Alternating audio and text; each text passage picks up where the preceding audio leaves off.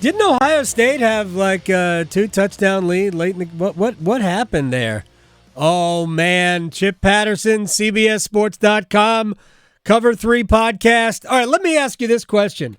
Which of the two games occupied more of the Cover 3 podcast bandwidth? The Ohio State come from ahead loss or the Michigan 2-pick-6 giveaway, nearly come back to win anyway loss? Well, we recorded live, youtube.com/cover3, as we always do. Right. And as you know, the game losing kick happened right at midnight. So I was in a tux, naturally, as I am on New Year's Eve. And we could not help ourselves but begin with what we just saw.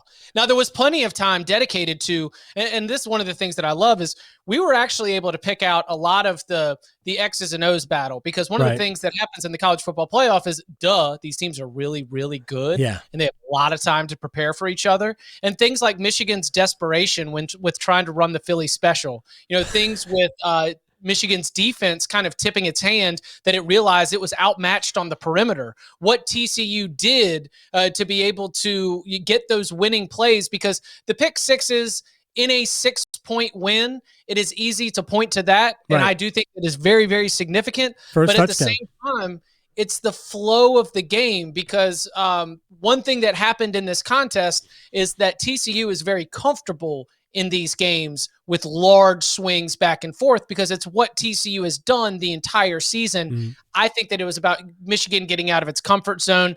And then with the Ohio State-Georgia proposition, you can't help but start to look at all of those white polo shirts in the team photo. Now, what do I mean by all of those white polo shirts? I mean that the programs that are investing at the highest level aren't just paying their head coaches the most. They have Brinks trucks full of money that they're willing to pay to staffers and analysts and people that are not officially coaches. And so when Kirby Smart says that during the self-scouting process and preparation for the playoff, they saw that South Carolina and Auburn had successfully run a fake punt against them, that they had decided across the entire coaching staff, if we see this being a certain Ohio State punt formation, they would call timeout right away. What happens? They call timeout. Yes, there might have been 12 men on the field, but the point is that they avoid the fake punt. Right. They get the ball back. They score quickly. They stole a possession in a game that was so crucial. So for TCU and Michigan, the standout to me and what we talked about was getting Michigan out of their comfort zone, making Michigan desperate. And then for Georgia and Ohio State, I mean, just the level of preparation and the championship standard that has been set in Athens, both on and off the field. All right, this is going to sound weird, but do you really need a whole bunch of white polo shirts to remember that the last two opponents ran fake punts on you, and that certain looks from a punt team are going to trigger in your brain? Like why would you need extra coaches to tell you that? It doesn't hurt. Okay, that's fair. That's fair. Look, Nick Saban, for years, they had analysts, former head coaches that were just like, I just need to, stay away for a year, but I'll come down and I'll lend you my own expertise in this regard. Did it tell us anything that we probably should have known about Stetson Bennett, or is he still just mostly an operator, but Georgia has better players? No, we're talking about potentially an all-time college quarterback. You drop, this is the second time he's connected with A.D. Mitchell in the college football playoff in an absolutely crucial touchdown. Right. He is someone who you cannot count out whatsoever. And I don't think that the Stetson Bennett journey and the from a walk-on to this, the big Stetson Bennett story is going to be told a lot. For me, it's very simple. If he wins a national championship against TCU, and as we sit here right now, Georgia's a 12.5-point favorite to beat TCU, then Stetson Bennett is an all-time college quarterback. You are not just a bus driver. You are not just a game manager. He has had to make plays in key games, and he has been the one to go out there and do it. This is an offense that lost Darnell Washington, who is not as important as Brock Bowers, but maybe one of the 5 most important players on that offense. They had to make some tweaks and some adjustments, and I think that Stetson Bennett, after throwing a bad interception early that contributed to the hole they were in, I think he had a terrific response. I mean, it is hard for our NFL twisted brains to reckon with a good quarterback at the college level who is not a good NFL draft prospect, but that is exactly what we're dealing with, really, with both quarterbacks. Okay. Both Max Duggan and Stetson Bennett. So who would you compare Stetson Bennett to as a college quarterback? Does he go into the Tim Tebow realm? How many other quarterbacks are 2-time national champions? Did Matt Leinart win 2, regardless of whether or not one was, reclaimed by O.J. Simpson? Did he win 2? The 03 and 04, where the 04 being shared. So yeah, the thing that stands out to me on the repeat of a national championship, the list of doing that as a head coach is so small, and Kirby Smart might be about to add his name to that, which, yes, they have so many built-in advantages, but you still got to go and get it done. And this is really remarkable. You know, we do it's easy here on this unprecedented statewide platform for me to make a college basketball connection, but there are NCAA tournaments where we watch an Elite 8 game and we say that was the national championship. Yeah. There are NCAA tournaments where we watch a national semifinal and say that was the national championship. Georgia 42, Ohio State 41 was probably the national championship, and Georgia made enough plays down the stretch to get it done. So are we, if I could read into that, you are forecasting a molly stomping of TCU. Listen, I am going to be on CBS Sports HQ in the 6 o'clock hour tonight, probably about 6:45 Eastern time. And my official prediction is going to be that TCU does cover this number. Okay. But that is just because I just don't think that TCU is the kind of team that it can ever be counted out. And you need to be able to have some great open field tackling against wide receivers like Quentin Johnston, who had, 163 receiving yards, but 111 of those were after the catch. Sure. I think there's too much potential for TCU to be able to storm back into this thing. So I think it'll be tight in terms of the spread, but I think Georgia wins the game. All right. I'm going to basically paraphrase a tweet I got after, I guess it was the Fiesta Bowl, where Tulane came back and beat Southern Cal. And I talked to Mike Felder about this, but I really want your thoughts on this.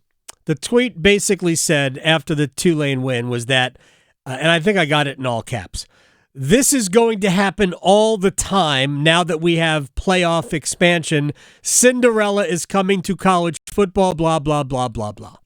No. You need to put more emphasis on it because I'm a passionate listener of the Canes Corner podcast. And when you are emulating some of the tweets that make you angry, it's more blah, blah, blah, blah, blah, blah, blah. It is an Adam You're killing me today. I love it. I love it. And when you texted me, I heard it. I read it. I heard it. It's, again, you can only connect these dots listening to the Adam Gold Show and the Canes Corner podcast. But I know exactly what you're talking about, the tweets that frustrate you. Will all of the Blue Bloods going up against Cinderella in the college football playoff have zero defense? Will all of the Blue Bloods in the college football playoff that are going to lose to Cinderella have defenses that rank outside of the top 110 in most statistical categories? USC's had a bad defense all season. All year. And they had opt-outs. You are always going to be susceptible to a team jumping back and stealing it from you. And look, if they don't make the mistake on the kickoff to then get tackled in the end zone for a safety, I mean, it was an epic collapse on so many fronts, offense, defense, special teams. So it was among the best bowl games that I've watched. I've watched so many bowl games in the last month. But it was the Cotton Bowl, by the way. Oh, it's Cotton Bowl. Dude, there's too many things going on. I can't. Yeah, I know. The Cotton Bowl Classic was number 3 on Tom Fornelli's ranking of every single bowl game in terms of what were the best bowl games. I would agree with him. It was absolutely fantastic. I liked it the most because Tulane is legit. Yeah. And they are like surging forward right now. They thought they were going to lose their quarterback to the transfer portal. Turns out that's not going to happen. They're actually getting guys from the transfer portal. 2-10 to 12-2. You take down USC. I think Willie Fritz made a good decision staying in New Orleans and not going to Georgia Tech, if you ask me. Well, yeah, why would you go to Georgia Tech? Well, I mean, what? That doesn't seem like a difficult decision to me.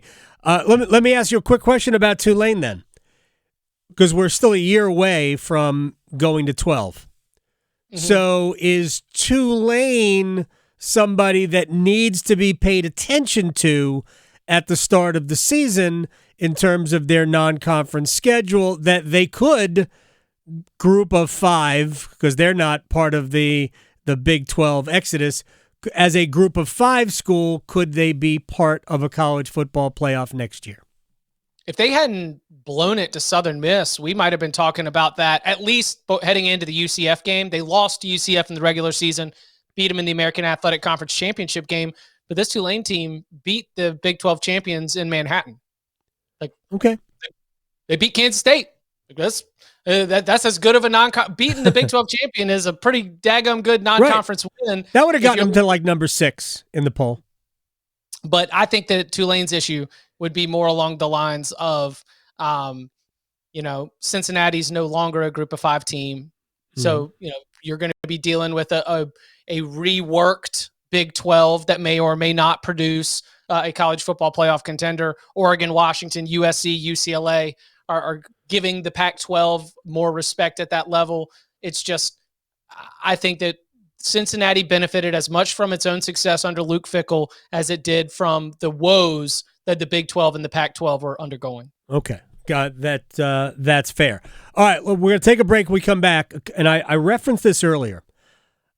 It's 3 or 4 weeks ago, you suggested that the ACC championship game between Clemson and North Carolina was in many ways a kind of a line in the sand for Clemson football, that if they lose, what would happen after that? Would Clemson would Dabo have to kind of rethink how they do things and whatnot?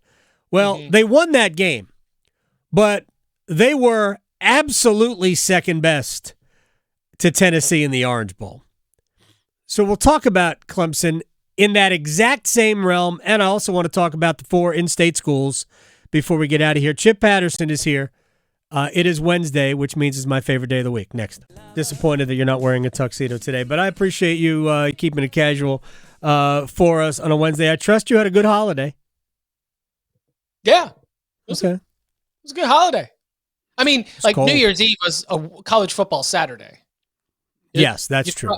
Well, once you get close to and really all bowl, you can't relax. You can't take vacation. No, 100% no. Yeah.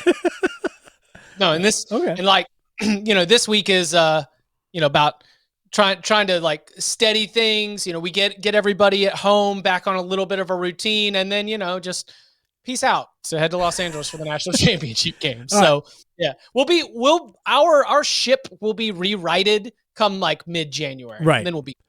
All right. So before I get to Dabo Swinney and Clemson, give me the scenario for, barring weird, give me the scenario that Texas Christian beats Georgia Monday night. Oh, okay. Number 1, Stetson Bennett, who did have that bad interception against Ohio State and has been known to get a little bit loose with the ball. He's got 7 interceptions, a couple lost fumbles. You give TCU some free possessions there. Number 2, Georgia, for all of their future NFL talent, guess what? You still got to go out there and put a body on people. I mentioned Quentin Johnston's yards after catch. Right. With the way that offense spreads you out. If Keely Ringo and the rest of those Georgia defensive backs do not bring bodies to the ground and wrap up, TCU will be able to continue to break free, shed tackles, and be able to go and get it. And then number 3, if Max Duggan just goes supernova, I mean, I saw that man like almost collapse in the Big 12 title game, dragging an offense that was missing 3 injured starters and get the game back to overtime. He could end up being the biggest story there. So not giving TCU free possessions with turnovers, wrapping up an open field, not allowing some of these broken tackles that turn into big plays. Those are some of the keys, because look, the TCU offense is actually not super consistent on a down-to-down basis. Mm-hmm. They rely on the home run to be able to go and get things done. And so if Georgia, which normally demands efficiency and consistency, they could kind of squeeze the life out of this game. I think that Brock Bowers could end up being a big matchup problem for some of this defense. And if Darnell Washington, the Georgia tight end, is healthy, then here's what happens. TCU's defense plays this sort of 3-3-5 stack. It's great for defending the modern offense. If Georgia lines up in that 12 personnel and tries to become a battering ram, it could get a little bit difficult. So it's going to be interesting to see that play out. There is a path for TCU to win the national championship. I just think it's more of a TCU is so explosive that they can stay close. I just don't think they'll win. All right, Dabo Swinney and the Clemson Tigers won the ACC. They, after not even appearing in the championship game a year ago, beat North Carolina, but then they were clearly beaten by Tennessee. So where are we with the Tigers and Dabo's coaching staff and recruiting philosophy, and is who they are right now good enough to compete with the Georgias, Alabamas? I'm assuming LSU will be really good under Brian Kelly, Ohio State's, Michigan, as long as Harbaugh's there, etc. First things first, the sweet drip of nostalgia hits great. I would not be surprised if Jeff Scott, who was the offensive coordinator for some of the good times with Clemson football, went to South Florida. Things did not go well. Wouldn't be surprised if he comes back as offensive coordinator. Okay. The hope being that Jeff Scott returns, some of the same success of the Deshaun Watson, Trevor Lawrence era is able to play out. Because, don't get it twisted, 14 points when you run 100 plays is preposterous. Right. Clemson actually played well enough they couldn't score in most scenarios to be able to go and beat Tennessee. They got the ball into scoring position, but their failure to get touchdowns and then the field goal misses, even when they elected to go for a field goal, was borderline comical. So I do think the scoreboard doesn't reflect that Clemson was well prepared and otherwise seemed to play well enough to win that game. The defense did not let Joe Milton and Tennessee's offense absolutely light it up. I think that Clemson's concern is not about the gap that is growing with Georgia and Ohio State, maybe Alabama, but the gap that is shrinking with Florida State. Because while the game against Oklahoma was much closer than it probably should have been, and that's Florida State's fault, the team that they are bringing back is going to resemble the same team that ran off 6 straight wins to close the year with 38 points or more in every single one of those wins, that at the end of the season was top 10 in yards per play offense and top 10 in yards per play defense.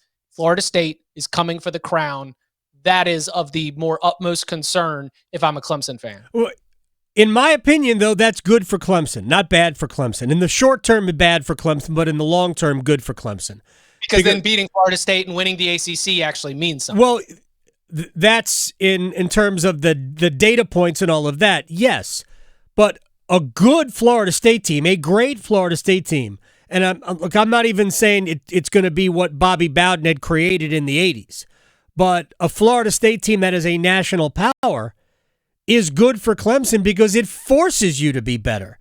It becomes pretty easy when you win the ACC because the other teams just aren't nearly at your level. I'm a believer that these types of things soften you up.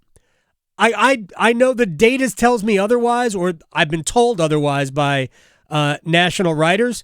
I think it matters to Gonzaga that they play in the West Coast Conference.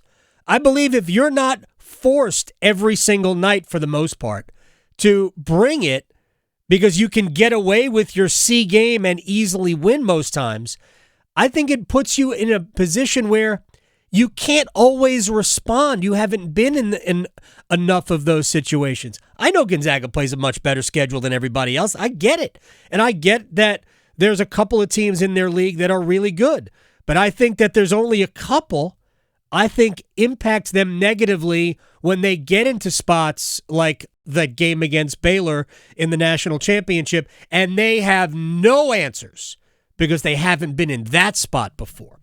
And I think it'll be good for Clemson. What? Last year in the Sweet 16 against Arkansas. Right. Arkansas just came in and hit him in the chest. That was it. Hey, look at you, skin and bones. Pow! Hit you in the chest. You got to think about that. It was one of the reasons why, I think Ohio State's performance against Georgia, sorry to go back to what we were just talking about. I actually thought it was my tangent. And I think it was impressive because I've called Ohio State under Ryan Day a Gonzaga-looking team. That the models love them. Yeah. They've got all this offense, everything in the simulation. They're going to be favorites against everybody. All the personnel, this, that, or the other. But that when those Michigan teams have come in and hit them in the chest, they haven't responded well.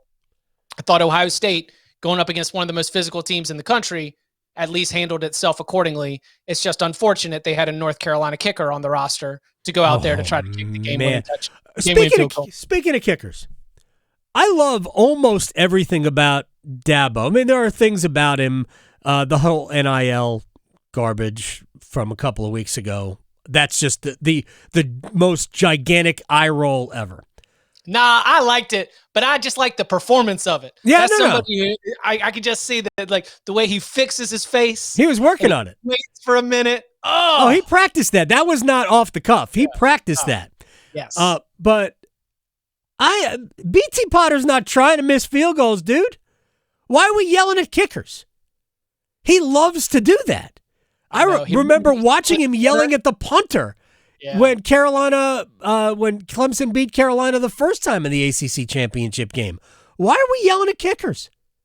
He uses them. My theory, Chip's theory, is that he uses them as a scapegoat for his frustrations with everything else that went wrong. And I think that's a little bit unfair, but maybe it's a motivational tactic that then leads the offense to say, hey, man, we can't put our teammate in that position. So I don't agree with it. But your frustration should be with the offensive line and with your quarterback. And to me, that's the issue really for Clemson, is that their offensive line hasn't been to the level of those other schools' offensive lines in the last 5 years. They won a national championship with a good offensive line, not a great one. Won 2 national championships with a good offensive line, not a great one. You know what you don't see a lot? You don't see a bunch of Clemson offensive linemen in the NFL. You see a bunch of Alabama offensive linemen, a bunch of Georgia offensive linemen, LSU, Notre Dame. You see those schools' offensive lines in the NFL. You don't see Clemson. All right, let me ask you about the 4 state programs. State, Wake, Duke, and all respect to East Carolina and App. We know App had a rough year. I loved East Carolina's season, by the way. I loved everything about it. I thought, even though the record was essentially the same, I thought they grew, and winning the bowl game was beautiful. Mattered. Oh, absolutely mattered. But of the 4 ACC schools in state, rank their seasons. Okay. Number 1, the Duke Blue Devils, 9-4 overall, a bowl game win against UCF. You've got a win against Wake Forest. You've got a loss against North Carolina. You exceeded your preseason win total by 5.5 wins. Almost half of a season better. Yep. Preseason win total of 3.5 again. Finished with, and I know the preseason win total shouldn't count the bowl game, but we're sitting here, all things considered. Yep. The North Carolina Tar Heels, number 2. 9-5, 1-score bowl game loss to Oregon, wins against Wake Forest, wins against Duke. Preseason win total was 7.5. You exceeded your preseason win total. NC State, number 3, 8-5, 1-score bowl game loss to Maryland. You beat North Carolina and Wake Forest, but you fall short of your preseason win total of 8.5. And finally, Wake Forest, number 4, 8-5, bowl win against Missouri, but you have losses to NC State, losses to North Carolina, and losses to Duke, and you fell short of your preseason win total of 8.5 by a game and a half. The margins to me are very small between North Carolina, NC State, and Wake Forest. Duke, without a doubt, is my number one with a bullet. I got an email from somebody who was mad at me because, and I'll defer to your imitation of how I mock people who email or tweet to me. Blah, blah, blah. So this is somebody who emailed me and he emailed, so we'll just leave it at that. Email is different than tweet. We all understand the people who email are very different from the people who tweet. In years past, I have defended David Cutcliffe, and I thought even while last year was happening, my thought was David Cutcliffe will recognize that it's not working anymore. Everything he has tried is producing worse and worse results, that he will step down. He did not do that. He was unfortunately forced to resign, which is just another way of saying he was fired. And I hate that for him because what he did at Duke was created the foundation for what Mike Elko built on. But what happened this year does not happen under David Cutcliffe. I say that with all confidence, knowing that Cutcliffe's a great football coach. But it had just gotten stale. The coaching staff had gotten stale. They needed fresh ideas and a fresh look. Mike Elko has done a phenomenal job. So he writes to me, "What do you think of Duke football now?" I'm like, dude, I've been talking about it all year. Like, we have spent a lot of time talking about how impressive that program has been, that team was. I asked Mike Elko a couple of weeks ago, you probably should have won the damn division. They should have won the division. Should have beaten Georgia Tech. Had it against North Carolina as well. They scored 2 touchdowns against North Carolina that were chalked off. Soccer term. I heard over the weekend. I love that soccer term. Chalked off. They were VAR. Yeah, they were my number. Again, they were my number. The margins are smaller between North Carolina, NC State, and Wake. You could call it T2. You could say UNC and NC State's T2 and Wake's 4, just because Wake lost to the other 3 in-state teams. But my number one, when stacking them up against each other, taking all things into consideration, preseason expectations, performance against the other in-state teams, and what happened in the postseason, Duke at 9-4, taking down Gus Malzahn and UCF in the bowl game, is the number one. Is their win total next year going to be 7? 7.5? It'll be 6. Yeah, because the models are still not going to like Duke. The models have only the market liked Wake Forest heading into this year after they made the ACC championship last year. The models are not going to like it just because it's going to take an uptick in talent from the talent rating standpoint to see that. I think Duke win total over next year might still have at least a game and a half of value. Excellent. You're the best. Chip Patterson, Happy New Year to you, and we'll talk to you next week.